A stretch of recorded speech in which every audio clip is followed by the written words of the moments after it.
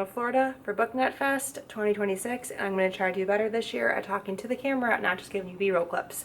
This is something that I've like forgotten how to do. So I just did my hair and threw on a little bit of makeup, and Sam already went down to help them set up the room for the event tomorrow, so I'm gonna go help them do that. I'm also going to go get something to eat. Right now it's Kickback, which is like their apps and snacks and drinkies and things. So I'm gonna go get some of that and then meet up with them. And I'm still wearing my sweatsuit that I've been in since this morning. I don't think I need to change quite yet, so let's go. Are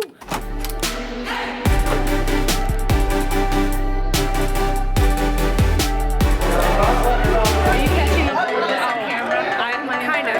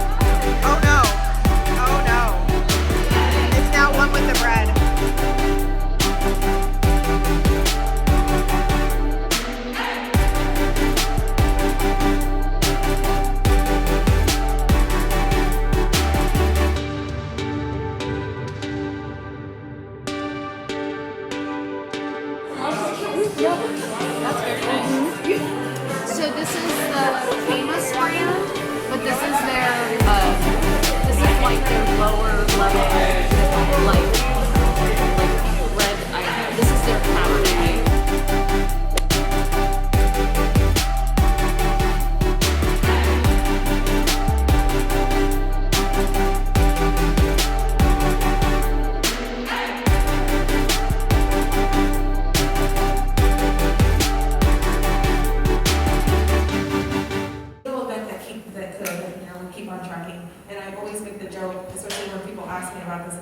Yeah, it's the event that I throw for 100 of my closest friends. Like that's kind of the energy that we always bring, and it is truly, one of the highlights of my year. So I'm so happy to be back here with you all. And this year we're going to get into a little bit of admin, but this year we wanted to do something a little different, a little familiar to start us off. If you guys are repeat attendees, over the last few years, we started introducing more of these collaborative panels into the event, just because we love to hear from you, and like the basis of our event has always been community and talking to each other and just getting to hear what you guys think, and also because I remember when I first started going to events, sitting in the chair thinking, I have something to say. We're more open about how can we as a community build this in a non-judgmental way, because it's not like everyone's fault that they're media illiterate, it's school is not schooling anymore. School's not schooling. It's not, and the things that we're focusing on, how do we get people to be more literate, how we welcome people into those things. Hey, you're reading a book, I'm glad. I'm trying to read the dictionary because I feel like I have more words. I didn't officially say welcome to the vlog, but welcome to the vlog. It is BookNet Fest Day 1. We just finished with the keynote opening speech and the meet and greet. We're on lunch before the first set of panels later on today, and here's my outfit of the day. I'm wearing this little black knit sweater situation from Target, and then I have these leopard jogging pants from Aerie from forever ago, and then some little black flats. I do have my jean jacket because it's cold in the conference rooms and you're not moving around a whole lot. You're just sitting there. Came up here to grab a snack for lunch, and then we're gonna head back down. I think for my snack, I'm actually going to bring this because that sounds tasty. I also have a banana.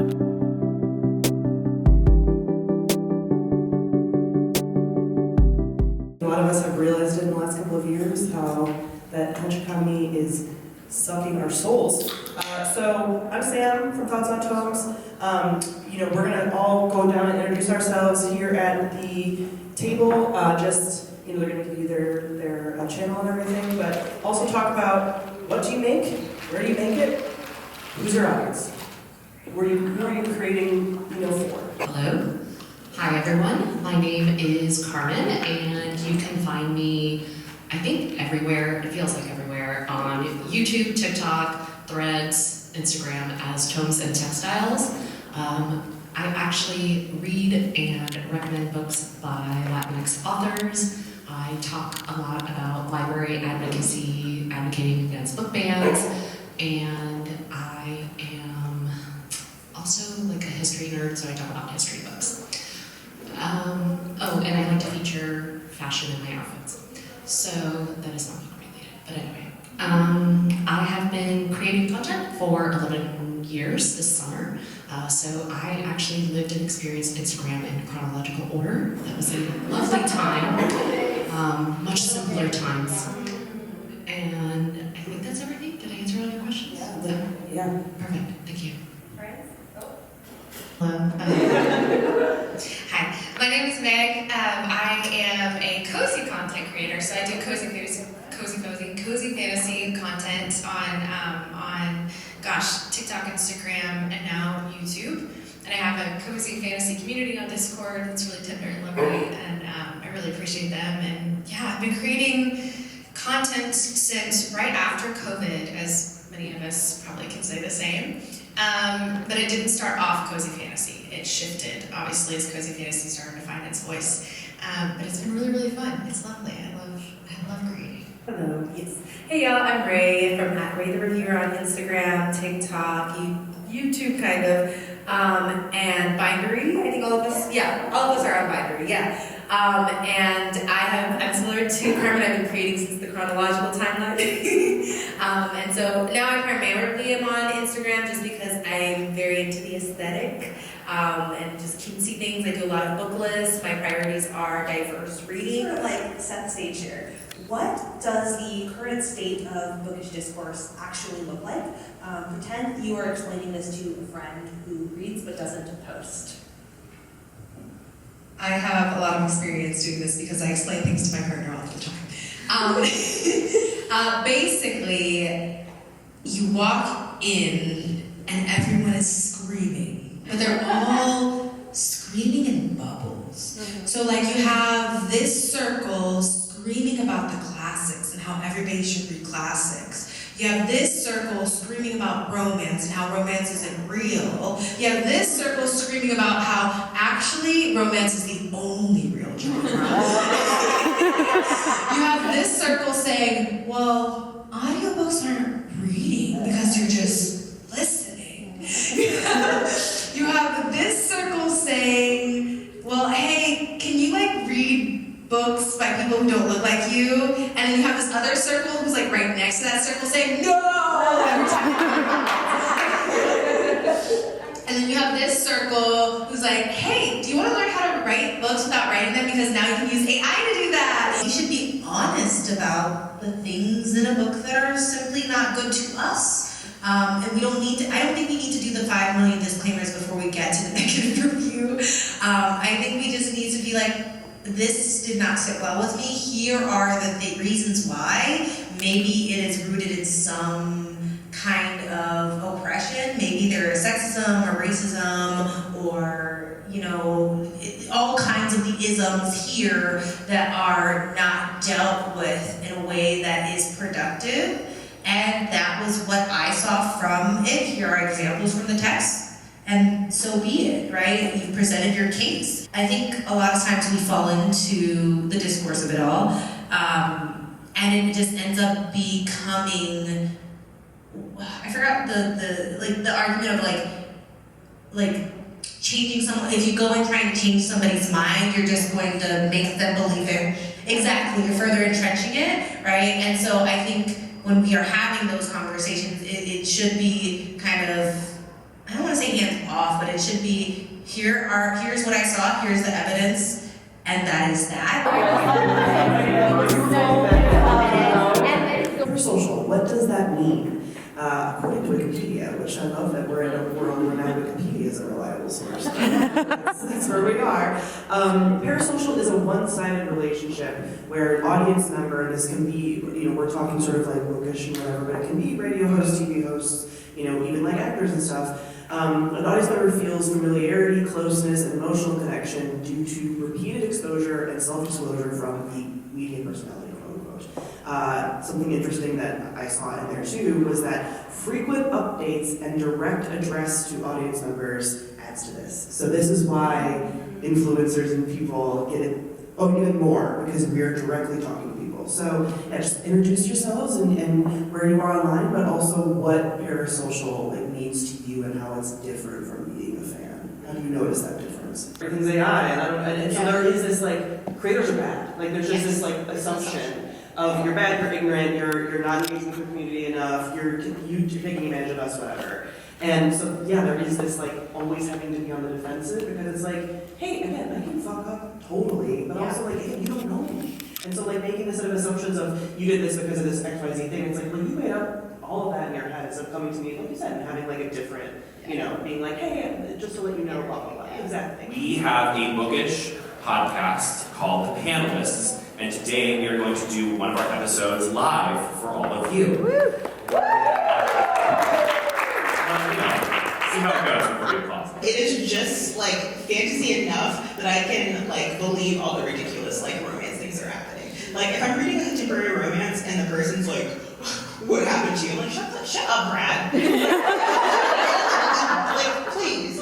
And I feel with paranormal romance, it lives just enough that I'm okay, I'll allow it. You know what I mean? If the alpha orphan pack leopard man says, who hurt you? I'm yeah, he wants to know. Brad says, who hurt you? I'm not gonna do about it. First one up is enemies to lovers. Pass.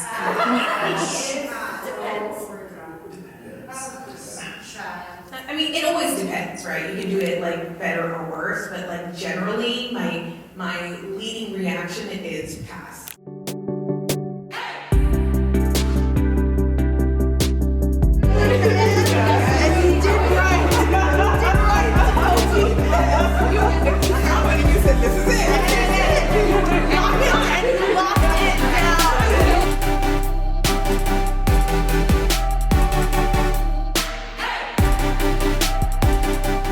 Starting with the first player, which is going to change every round, you're going to look at these cards and you're going to say, how many people do I think said yes?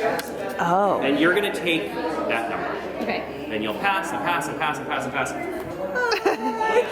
The bird has to have a moment. Yes. Listen, I'm not showing you not to be cemented into the record. Exactly. I promise I am smart. I graduated magna cum laude from both of my colleges. It's late. And with that. I'm okay. Thank you, though. Hi, I'm Kirsten. I'm Cultural Cum Love on all platforms.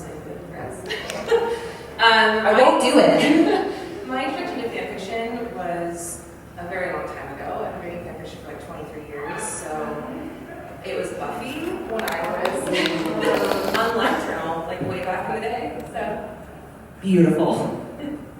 Hi, I'm Maria Ingrande Mora. My pronouns are they, them, and she, her. I'm an adult author and working on an adult book just so it doesn't sound completely freaky, everything I'm going to say. Where did I find fanfiction? I'm going to go even further back. Mid-90s, very early internet. I downloaded and printed on a dot matrix printer. RPF about Fleetwood Mac because I thought it was real. And I read it and shared it with my mom. I was like, Mom, look at this. This is deep journalism. She's like, that's not real. Hi, I'm Boki. I'm at Okie Dokie Boki and places, and then I also have a science podcast, Tiny Matters, and also I can't point to the exact origins of when I found fanfic, but I'm pretty sure it was a Sailor Moon. writers, how they interact with each other is in such a different way than how we do when we're talking about published work.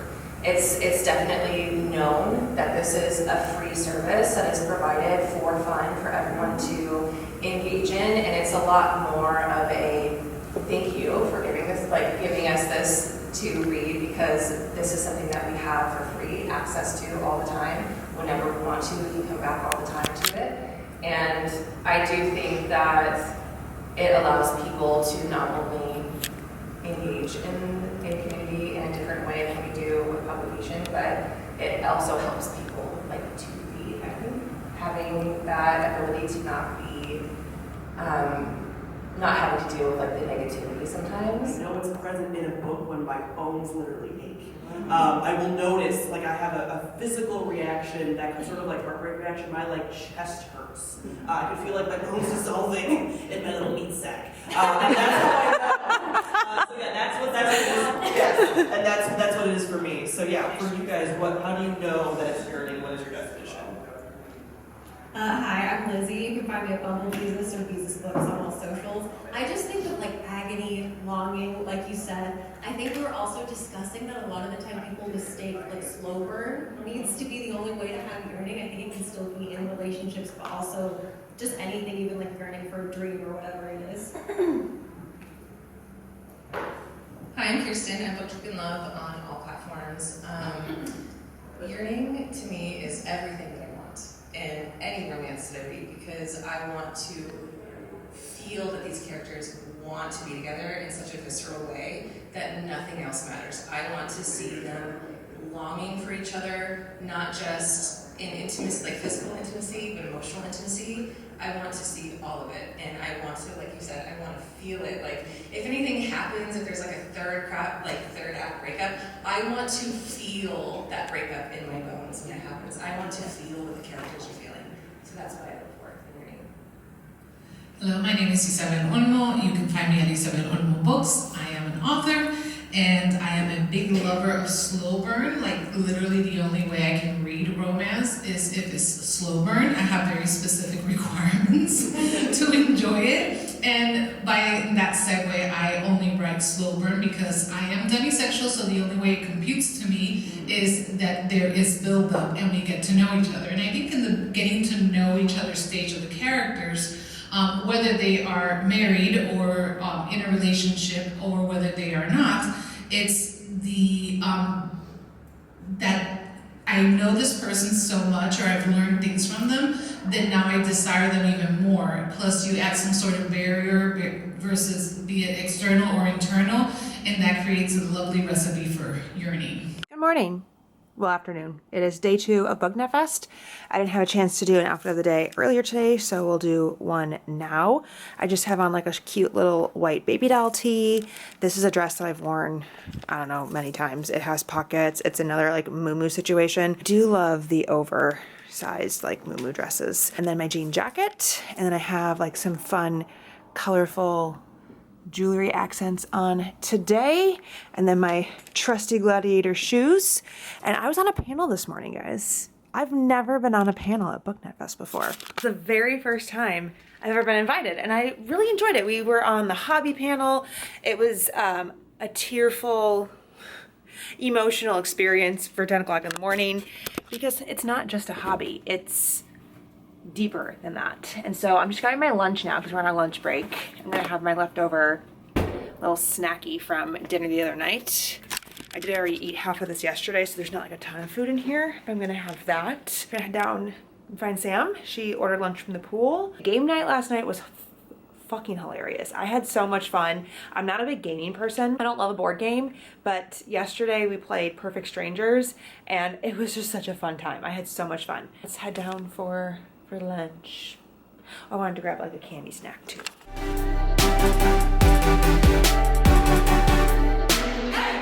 It's a classic literature that's often taught like in like late middle school, early high school years, and it tells the story of a woman who was caught cheating on her husband, who was like away at sea for X amount of years, and she gets pregnant from the affair, and she's jailed, and part of her sentencing is to wear a giant red A for adulterer on her clothing for the rest of her life.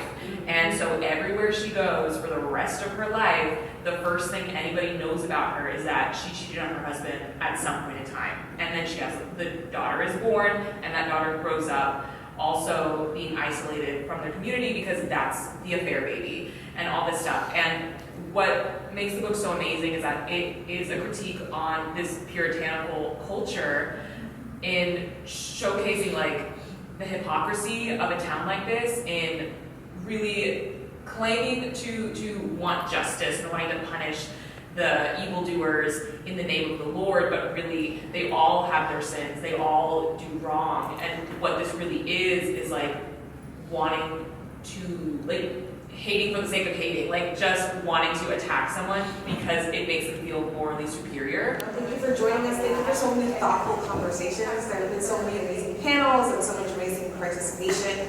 It was really important to me when I was thinking about what the notes that I wanted to, that we wanted to leave off on, that it be something hopeful. Who is unfamiliar with what copy moonjoy means? Okay, great, I'm happy to tell you. So there are 4 parasocial bestie astronauts. Their names are Reed, Jeremy, Christina, and Victor. Christina, the most experienced person on that flight and the first woman to a lunar mission. Victor, the pilot of the flight and the first black man to the moon. Jeremy, the first Canadian to the moon. Wonderful, wonderful, wonderful group of people. So Reed Wiseman. I will not begin to explain how much I love that man. Lost his wife to cancer a few years ago. She was a NICU nurse practitioner. He has 2 teenage daughters that watched him like shoot off into space. And as they're circling the moon, he comes back into mission control and he says like all of the wonderful things that he's seeing and all of the amazing observations he's making on the lunar surface. And so mission control says, copy moonjoy. And that was like the buzzy thing that sort of like reflected all of the people's like excitement and wonder about this mission. Christina at one point goes to Jeremy and Victor, the other guys on the crew, and says, hey, so you know how when a crew like finds a new thing in space, they have the right to name it. What if we named one of the things that we might find after Carol, our commander's late wife? And so one of the things that absolutely had me bawling for days was them coming back into mission control asking if they can name. It's a bright spot on the moon, and it's a crater that is like a little bit brighter than all the things around it, and they named it the Carol crater after. Okay, we're gonna.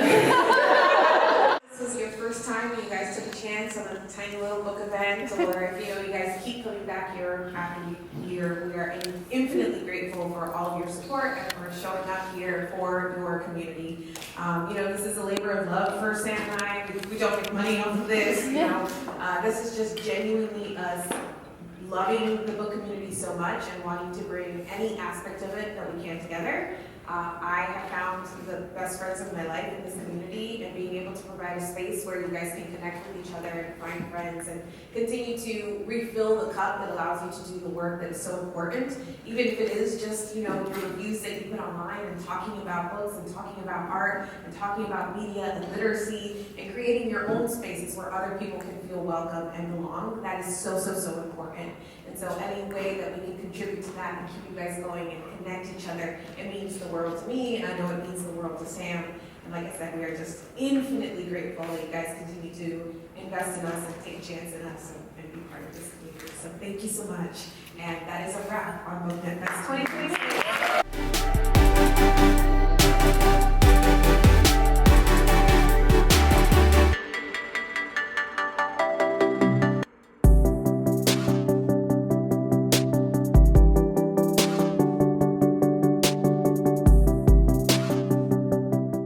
Like I said, I was going to be better at talking to the camera this year and actually vlogging, and then I've been even worse at Inception than I normally am. The door opened, and there were people, and that was scary. So now I'm going to just quietly, and in my own business, walk back to my room. Okay, just a second. My new favorite dress that I have now worn for the 3rd time in 3 weeks. Sam's leaving me.